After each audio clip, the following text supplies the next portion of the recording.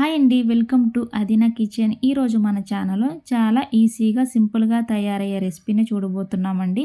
అదేనండి వెల్లుల్లి కారం. మనకి ఇంట్లో ఏమీ లేనప్పుడు లేదంటే మనకి టైం లేనప్పుడు ఇలా ఈజీగా టేస్టీగా ఇలా తయారు చేసుకోవచ్చు. ఇప్పుడు దాన్ని చేసే విధానం చూద్దాము. దానికి తగినంత వెల్లుల్లిపాయలు తీసుకున్నాను. పొట్టు అయితే కొంచెమే లైట్గా తీసుకున్నాను. బాగా శుభ్రం చేసుకుంటే చాలు. పొట్టు మొత్తం తీస్తే కొంచెం జిగటగా అయిపోతుంది. సో అందుకని లైట్గా తీస్తే సరిపోతుంది. 1 టేబుల్ స్పూన్ జీలకర్ర వేసానండి, తగినంత ఉప్పు, 3 టేబుల్ స్పూన్ అంత కారం, అంటే మీకు ఎంత కారం కావాలో దాన్ని బట్టి తీసుకోండి. దీన్ని ఇప్పుడు మిక్సీలో ఒకసారి కొట్టంటే కచ్చాపచ్చగా. ఇప్పుడు తగినంత ఆయిల్ 1 టేబుల్ స్పూన్ అయితే తీసుకున్నాను. ఆయిల్ వేడెక్కిన తర్వాత ఇందులోకి 1 టేబుల్ స్పూన్ వచ్చి ఆవాలు యాడ్ చేస్తున్నాను.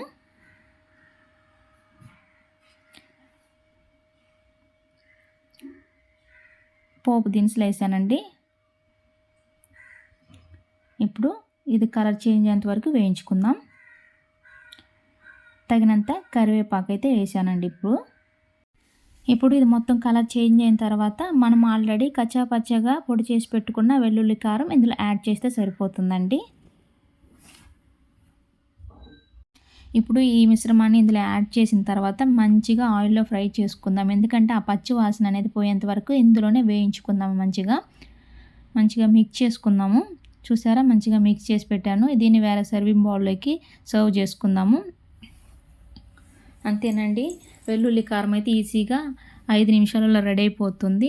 ఇది వేడి వేడి అన్నంలోకి నెయ్యి వేసుకొని తింటుంటే ఎంత రుచి అంటే అంత రుచి. ఒకసారి మీరు ట్రై చేసి తిని చూస్తేనే మీకు అర్థమవుతుంది, అంత టేస్టీగా ఉంటుంది. సో మీరు కూడా ఒకసారి ట్రై చేసి మీ యొక్క ఫీడ్బ్యాక్ నాకు తెలపండి. ఓకే, అదేవిధంగా ఈ రెసిపీ మీకు నచ్చిందని నేను అనుకుంటున్నాను. నచ్చితే కనుక దయచేసి లైక్ చేయండి అండ్ సబ్స్క్రైబ్ చేయండి.